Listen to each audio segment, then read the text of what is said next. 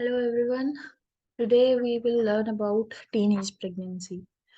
तो teenage pregnancy क्या होती है? टीनेज प्रेगनेंसी होती है कि जब कोई भी लड़की जो है जिसकी एज 20 ईयर्स से कम है, वो जब प्रेग्नेंट हो जाती है तो उसको हम लोग क्या है, टीनेजर प्रेग्नेंट वुमेन में इंक्लूड करते हैं। इसी को हम लोग क्या है, एडोलेसेंट प्रेगनेंसी भी बोल सकते हैं। ठीक है। एडोलेसेंट प्रेगनेंसी जो है, it remains a major contributor to maternal and child mortality. Right. Means कि जो एडोलेसेंट प्रेगनेंसी है ये किस में कंट्रीब्यूट करती है, कि अगर मैटरनल या चाइल्ड मोर्टेलिटी में, कि अगर जो प्रेग्नेंट लेडीज हैं या जो न्यूबॉर्न बेबी है उसकी डेथ्स में। Complications relating to the pregnancy and childbirth are the leading cause of the deaths for the girls aged 15 to 19 globally. अब अगर हम ऑल ओवर द वर्ल्ड की बात करें तो जो प्रेगनेंसी के रिलेटेड जो कॉम्प्लिकेशंस हैं या चाइल्ड बर्थ के रिलेटेड जो कॉम्प्लिकेशंस हैं, जो 15 to 19 ईयर्स में आ रहे हैं, वो बहुत ही ज्यादा हैं all over the world. Pregnant girls and adolescents also face other health risks and complications due to their immature bodies. अब ये जो गर्ल्स हैं जो 20 ईयर से कम है, उनकी बॉडी तो फुली डेवलप हुई नहीं होती, उनके जो है वो उनमें न्यूट्रिशनल लेवल भी है वो इतना कंपैटिबल नहीं होता कि वो खुद को भी फीड कर सके और बेबी को भी फीड कर सके। तो उसकी वजह से क्या रहता है, उनकी हेल्थ में और भी ज्यादा रिस्क फैक्टर्स या कॉम्प्लिकेशंस या डिजीज कंडीशंस जो है वो अराइज हो सकती हैं। ठीक है। अब सबसे पहले हम लोग बात करेंगे what are the main causes of pregnancy. तो सबसे फर्स्ट जो है टीनेज प्रेगनेंसी का कॉज है वो है चाइल्ड मैरिज या अर्ली मैरिज। जो कई जो बैकवर्ड एरियाज होते हैं वहां पे क्या है, छोटे बच्चों की ही शादी कर देते हैं। लड़की जो है वो 18 साल की हुई है, साथ ही के साथ उसकी शादी कर दी। तो उसकी वजह से क्या है, जितनी जल्दी वो अगर शादी करेंगे उतनी जल्दी वो माँ बन जाती है। तो उसकी वजह से क्या होता है, अर्ली मैरिजेस में प्रेगनेंसी जो है वो हो जाती है। तो सबसे पहला कॉज क्या हुआ, अर्ली मैरिजेस या चाइल्ड मैरिज। सेकंड आ जाता है अर्ली डेटिंग बिहेवियर। आजकल का टाइम जो है वो बहुत ही ज्यादा एडवांस है। तो आजकल के टाइम पे क्या है, जो बच्चे ही हैं, इवन +1 +2 के बच्चे हैं, 10th के बच्चे ही हैं, वो लोग क्या है, डेटिंग्स में बिलीव करते हैं। तो early dating behaviour can also lead to the teenager pregnancy because they have no hold upon their sexual urges. उसके बाद आ जाता है नेक्स्ट वन है rape in minors. If any minor child, female child gets into the rape, तो उसकी वजह से क्या है, उसकी जो रिजल्ट है, it can lead to the teenage pregnancy. Next one is lack of family bonding. अब लैक ऑफ फैमिली बॉन्डिंग से कैसे हो सकते हैं टीनेजर प्रेगनेंसी, कि when parents didn't give proper attention to their children, तो उसकी वजह से क्या होता है, उनके जो बच्चे हैं वो जो अर्ली डेटिंग बिहेवियर में इंडल्ज हो सकते हैं, जिसकी वजह से क्या है, उनके बच्चे जो है वो प्रेगनेंसी में भी इन्वॉल्व हो सकते हैं। Next one is intake of drugs. कोई भी इलीगल ड्रग्स, नशेज वगैरह लेने से क्या है, कि कोई भी उनका जो है फायदा उठा सकता है, फीमेल्स का। फाइनेंशियल फैक्टर्स में आ जाएगा, जैसे कि कुछ एक लड़कियां जो माइनर, जो बहुत ही ज्यादा लो क्लास फैमिली से बिलोंग करती है, जिनके पास फाइनेंशियल सोर्सेज बहुत ज्यादा स्ट्रांग नहीं होते, फाइनेंशियल स्टेटस जिनका इतना ज्यादा स्ट्रांग नहीं होता, वो क्या करती हैं, they sell themselves for the money. Right. तो उसकी वजह से क्या है, financial factor can also lead to the teenager pregnancy. Lack of contraceptives की वजह से, अब अगर अर्ली मैरिज हुई है but still they are using the contraceptives, but still अगर कॉन्ट्रासेप्टिव जो है वो 100%, तो हम लोग ये नहीं बोल सकते कि वो 100% जो है इफेक्टिव होते हैं। तो उसकी वजह से क्या होता है, लैक ऑफ कॉन्ट्रासेप्टिव्स की वजह से भी क्या हो सकता है, जो है, या फेलियर ऑफ कॉन्ट्रासेप्टिव्स की वजह से भी क्या हो सकता है, टीनेज प्रेगनेंसी जो है वो हो सकती है। ट्रेडिशनल बिलीव्स आ जाते हैं नेक्स्ट। ट्रेडिशनल बिलीव्स मींस कि जितनी जल्दी अगर बच्चे की शादी हो, अगर उतनी ही जल्दी बच्चा क्या जितनी जल्दी लड़की की शादी हो, वो क्या है, वो जितना जल्दी बच्चा हो जाए उतना ही उसके लिए बेटर रहता है। ये जो पुराने बिलीव्स, हमारे पुराने ख्यालात जो चले आ रहे हैं, वो अभी तक भी है। Now next comes the effects of teenage pregnancy. ये तो पढ़े थे हमने कॉजेज की, क्या क्या रीजंस हो सकते हैं टीनेज प्रेगनेंसी। अब इन टीनेज प्रेगनेंसी का बच्चों के ऊपर या सोसाइटी के ऊपर क्या इफेक्ट पड़ता है। तो सबसे पहला है high drop out from the school. अब कोई बच्चा है, कोई टीनेज है, वो ऑब्वियसली स्कूल में पढ़ रहा है, +1 में है या कॉलेज में है, या अपना 10th+2 10th में है, 9th 10th में है, तो इफ शी गेट्स प्रेग्नेंट तो उसकी वजह से क्या होता है, वो लोग समझते हैं कि अगर वो प्रेग्नेंट है तो उसका इफेक्ट क्या है, दूसरे स्टूडेंट्स पे भी पड़े, तो जिसकी वजह से क्या है, उसको निकाल दिया जाता है, या तो निकाल दिया जाता है, या क्या रहता है कि उसको जो है खुद ही वो अपना स्कूल जो है छोड़ देती है, क्योंकि क्योंकि उसको ये रहता है कि मुझे पैसे कमाने हैं, मुझे खुद को भी पालना है, अपने बच्चे को भी पालना है, राइट।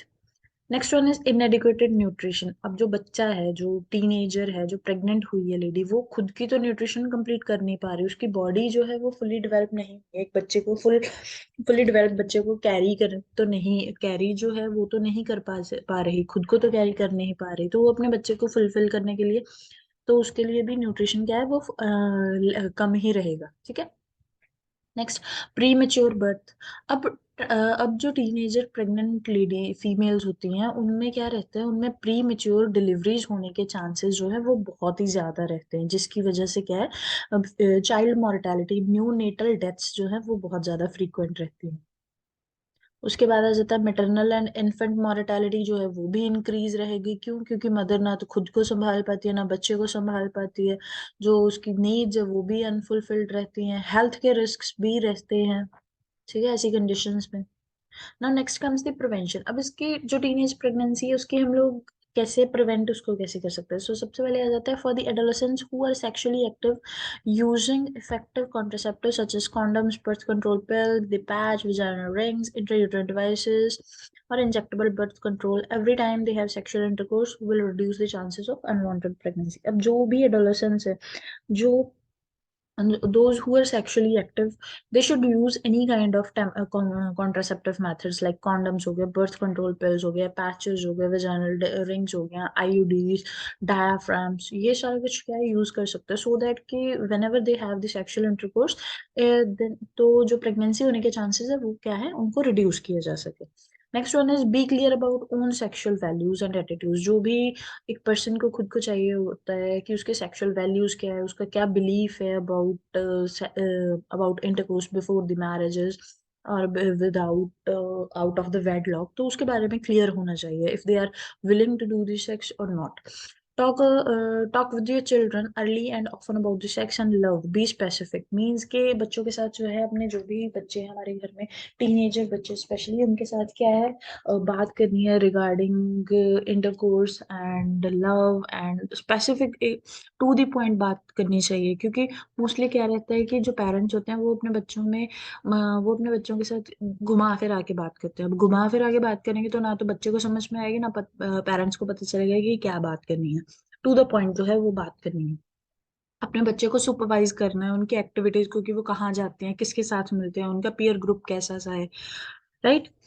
अब अपने इसके अलावा और क्या रहता है, अपने बच्चों की फैमिलीज, फ्रेंड्स और उनकी फैमिलीज के बारे में पता करना है कि हमारे बच्चा जो है वो कौन से किस किस उसके फ्रेंड्स कौन कौन से हैं, उसके फ्रेंड्स कैसे से हैं, क्या पीयर ग्रुप है उसका, उसकी फैमिलीज, उसके फ्रेंड्स की फैमिलीज कैसी हैं, ठीक है।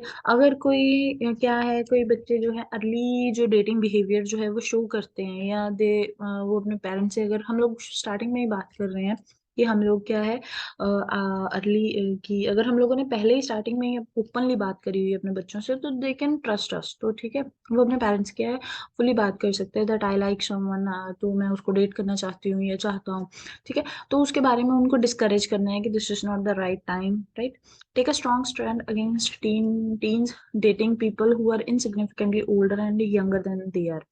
अब इसमें क्या रहता है कि अगर हमारे बच्चे स्पेशली गर्ल्स जो हैं डेटिंग के बारे में बता रहे हैं कि वो कोई लड़का है जो उनसे बहुत ज्यादा बड़ा है, वो ये बहुत ही ज्यादा छोटा है, ठीक है, और क्या है वो माइनर है, तो उसके बारे में उन लोगों को स्पेशली समझाना है प्रॉपरली कि वो कैसे रॉन्ग है, ठीक है, और इसके अगेंस्ट जो है कुछ एक्शन भी लेना है, स्ट्रॉन्ग स्टैंड्स लेने पड़ेंगे।